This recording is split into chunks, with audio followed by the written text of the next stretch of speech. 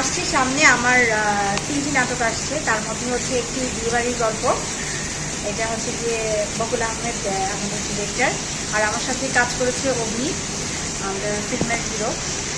তো আরেকটা নাটক আসছে এতিম বউ, এটা খুব টাচি একটা স্টোরি। এতিম বউ সম্পর্কে যদি বলতে যাই, এটা সবাইকে কাঁদাবে।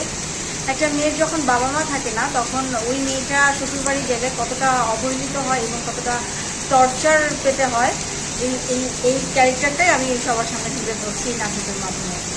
সো এতিম বউ গল্পটা যারা দেখবেন, আশা করি এই নাটকটা সবারই খুব ভালো লাগবে, বাস্তব নিয়ে একটা গল্প। আর আসছে আমার ঈদে দীর্ঘ ধারাবাহিক নাটক ভাইরাল গ্রাম।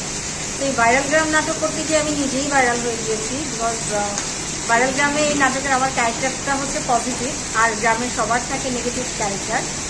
তো এই ভাইরাল গ্রাম নাটকটা হচ্ছে গিয়ে সবাই সবার জায়গা থেকে ভাইরাল হতে চায়, আমি জাস্ট সবাইকে